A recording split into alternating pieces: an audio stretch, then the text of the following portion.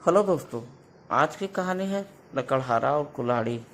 एक बार की बात है, एक गरीब लकड़हारा था। उसे अपने परिवार का पेट पालने के लिए बहुत मेहनत करनी पड़ती थी।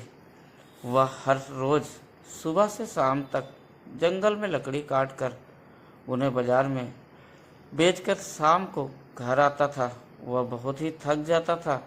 एक दिन वह लकड़हारा एक पेड़ काट रहा था, तभी उसकी कुल्हाड़ी का सिरा हैंडल से टूटकर जमीन में धंस गया।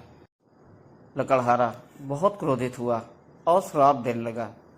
भगवान को कोसने लगा कि भगवान हमेशा मेरे साथ ही क्यों होता है। लकड़हारा उदास होकर नीचे जमीन पर बैठ गया। लकड़हारे की बात सुनकर एक बुद्धिमान वृद्ध महिला प्रकट हुई।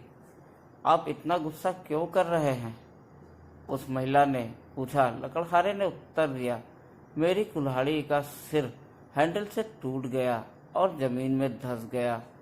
अब मुझे घर जाकर दूसरा लेना पड़ेगा। मेरे पास इतनी पैसा नहीं है। मैं नई कुल्हाड़ी कैसे खरीदूंगा? बुद्धिमान महिला ने कहा, इतना क्रोधित मत होइए। यह बस एक छोटी सी परेशानी है। आप अभी भी अपनी ज़रूरत की लकड़ी प्राप्त कर सकते हैं। बस उन सभी समयों के बारे में सोचें जब आप अतीत में सफल हुए हैं। लकड़हारे ने बुद्धिमान महिला की बात मान ली। उसे एहसास हुआ कि वह सही कह रही है। वह अतीत में सफल रहा था और वह फिर से सफल हो सकता है। लकड़हारे ने कुल्हाड़ी का हैंडल उठाया और घर की ओर चलने लगा। चलते चलते उसने उन सभी समयों के बारे में सोचा जब वह सफल हुआ था।